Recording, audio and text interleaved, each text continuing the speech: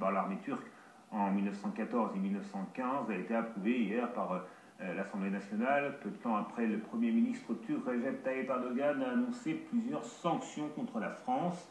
L'adoption de la loi, a-t-il dit, va ouvrir des plaies irréparables et très graves dans les relations bilatérales, et elle relève une politique fondée sur le racisme, la discrimination et la xénophobie.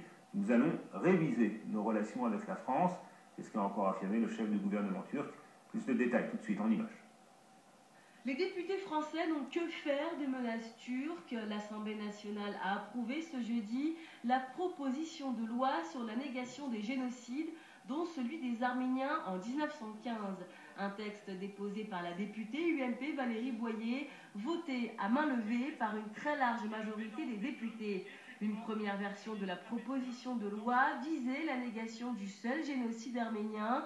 Elle a été élargie pour s'appliquer à tous les génocides reconnus par la loi. Le texte prévoit de punir la négation d'un génocide d'1 an d'emprisonnement et d'une amende de 45 000 €. Une loi qui, selon le président du groupe UMP à l'Assemblée nationale, n'a pas de raison de faire polémique. Je pense qu'il faut savoir raison garder. Tout le monde a reconnu à la fois les liens d'amitié que nous avions avec la Turquie. En même temps, l'Assemblée nationale française est souveraine, comme la grande Assemblée nationale turque est souveraine également. Et donc là, nous sommes dans un texte, encore une fois, qui n'a rien à voir avec les textes mémoriels. Nous l'avons fait en 2001 et c'était l'honneur de la France de le faire à ce moment-là. Et aujourd'hui, simplement, nous mettons en application des sanctions pénales pour non-respect des textes de loi votés.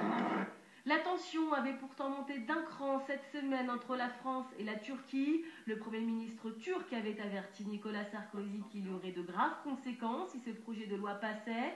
Ankara considère effectivement qu'il s'agit là pour l'UMP d'une tentative de gagner les voix des 500 000 Arméniens en France en vue des élections présidentielles. Chose promise, chose due. Peu de temps après le vote de l'Assemblée nationale, la Turquie a immédiatement rappelé son ambassadeur en poste à Paris. Et après les sanctions diplomatiques, des mesures économiques, voire culturelles, sont à prévoir. Le ministre des Affaires étrangères arménien a quant à lui exprimé sa gratitude envers la France. Mais pour être adopté définitivement, le texte doit maintenant passer devant le Sénat. Toute la journée, plusieurs milliers de membres de la communauté turque ont manifesté face à l'Assemblée. Une décision probablement lourde de conséquences au vu du rôle de plus en plus central qu'occupe la Turquie au Moyen-Orient, mais aussi au sein du monde arabe. Parmi les mesures annoncées par la Turquie, le rappel pour consultation de l'ambassadeur turc à Paris, donc, mais aussi la suspension des visites bilatérales et l'annulation des exercices militaires conjoints. D'autres sanctions seraient envisagées. À noter également cette dernière déclaration de Recep Tayyip Erdogan ce matin.